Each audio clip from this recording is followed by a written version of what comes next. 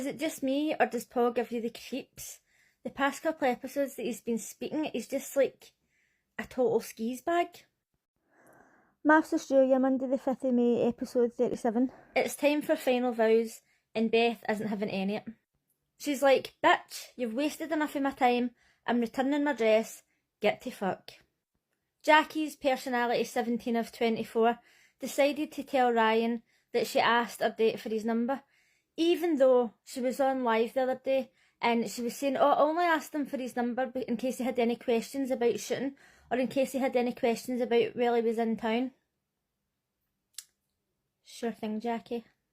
Ryan's obviously available and he's like, that's the ultimate signal that you're available, and what if he's thinking about messaging her? Do we think he's thinking about messaging her? Doubt it. If the guy that she went out on a date with has actually watched this season of Maths, he must go to bed every single night and thank the universe. There's nobody else in this entire world that is more thankful that they didn't get accepted onto a reality TV show.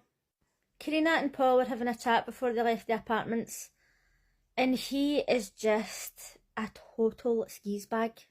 She's sitting there, she's zoned out.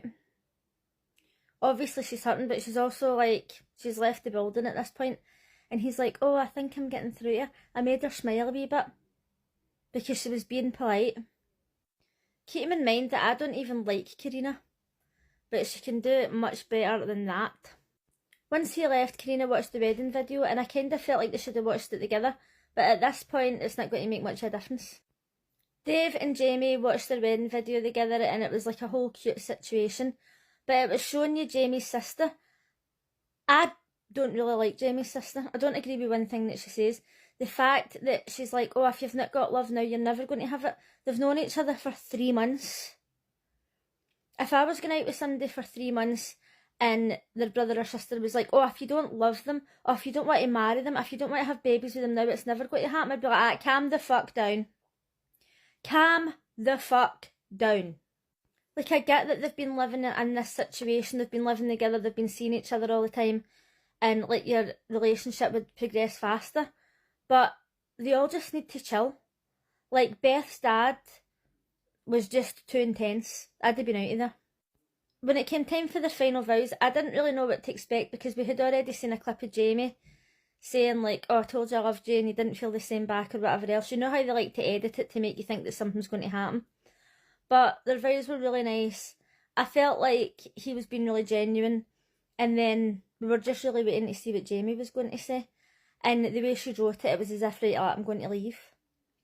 But then in the end she was like, no, I think that like this could be just the start. And I was like, nice one, Jamie. So we're leaving this thinking that everything's all fine and well, but if you watch as much about Maths on TikTok as I do, you'll know the reunion is going to be very interesting. Then it was time for Athena and Adrian. This was painful.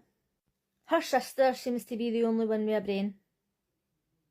Would you want your daughter to be with somebody like Adrian? No, because he's an absolute fucking loser. But for whatever reason, she's thinking, oh, do you know what? This could be good. This could work. So he was doing his vows. I wasn't even listening to him because he talks absolute shit. And then she was doing her vows. And at the end, she's like, oh, I think that, like, I've got a son. He's the man that's waiting for me. And like, it's over, basically. So I was like, yes. Finally, she's taking a stand. She's not a fucking simp. Thank God. Then it cuts back to his vows, and he's basically like, aye, that's the problem. You've got a son, and we live far away, and it's over. So I'm like, she can do better. Fuck off, Adrian. But no, it doesn't end there. It should have ended there. But Athena's like, what do you mean? What do you mean it's not going to work out? What, do you still want to talk to me? And he's like, I will talk. In a relationship? Oh, I've just been clear about what I've said. She has literally just ended her vows by saying, it's finished. He's ended his vows by saying it's finished. And she's like, no, we're not finished. No, we're not finished. And it went on. And the more she was doing it, the more I was like, this needs to stop. It was even worse than when she kept saying, oh, he's so hot, he's so hot, he's so hot.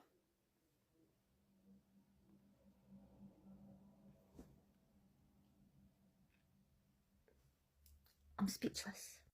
So anyway, even the producer's like, oh, do you want to explain what just happened there? She's like, she's got the camera people, she's like, guys, what the fuck's going on? Is it finished or is it not? No, Afina's decided that they're going to have a long-term relationship over the phone, even though he's probably just going to fucking delete her number as soon as he gets out of there. Now, we all know that Adrian is a skis bag, but I just seen a video yesterday saying that while he was with Afina on the show, he was texting Bronte. Do you remember Bronte? Let's think for a second if you remember who Bronte is. If you don't, you're lucky. But if you do, why do you think a man like Adrian would be interested in somebody like Bronte? Apparently it was because he seen pictures of her in her bikini online and he thought she was hot. But if we remember Bronte's personality with Harrison, easily manipulated, weak as fuck, pathetic, perfect woman for him. Absolutely fucking perfect. Now, people are saying, I think that he fancies Bronte, but she doesn't fancy him. And I'm like, listen, if she knows that a man's going to treat her like shit, she'll be all over it like fucking icing on a cake. Karina was speaking to her mum and asking for advice about Paul. And her mum was like, oh, I'm really surprised. Like, the Christian ways to forgive people, we're only human. Now, that might all seem honourable and it might seem fine and well. But to me, it's not the best advice. When I think of that, I think like back in the day when men were, there was a lot more DV, let's put it that way, back in the day. And women wouldn't leave their husbands because they didn't want the street to judge them or because the people at the church would judge them. You know, they couldn't leave because everybody would be chatting about them in chapel. And that's what this brings to mind. Like, oh, you don't want people talking about you. Do you know what I mean? Like, just forgive and forget. It's not always as easy as that. Now, listen, I'm not saying that you can't forgive people, right? It's just like, in this situation, in this show, when her mum was saying that, and she's like, oh, that's the Christian way. That's what it made me think of. Okay, I know that we all make mistakes and you can forgive people, but just like, when she brings religion into things like that, it just kind of like, I don't know, it rails me up a wee bit. I know she didn't mean it in any sort of way. So then we've seen that next time they're going through their vows and he's like, oh, I really like you, what, shite, talk shite. He'd be as well speaking French because I don't even listen to anything that he says. And then it looks as if she's going to say, like, I liked you, but you're too late. But you know, they like to manipulate us. We don't really know what's going to happen. Then we've seen a clip of Jackie and Ryan's final vows, and it looks as if personality 5 out of 24 has returned, and she's ripping them to bits again. And there's a guy that I watch on here who's like a body language expert, and he's been talking about Jackie a lot, and he's been saying for weeks, she's going to hang on to him, she wants the airtime. It's all about clout, and she's going to hang on to him until the very last episode where she's probably just going to rip him to bits. And it looks as if the guy's right. He's been right about absolutely everything so far. Actually think about it, so have I. But anyway, I'm looking forward to seeing this absolute fucking shit show. Let me know what you thought of today's episode. What do you think Karina's going to say to Paul? Do you think she's going to say, oh, like, you lost me, but let's give it another go? Or do you think she's going to say, you lost me, take yourself back to France, you fucking dick. And I'll see you again tomorrow. And that's going to be the last time. Sad music. Get the hankies out until there's a reunion, whenever that might be. Thanks for watching all my videos. I'm getting emotional. Oh, goodbye.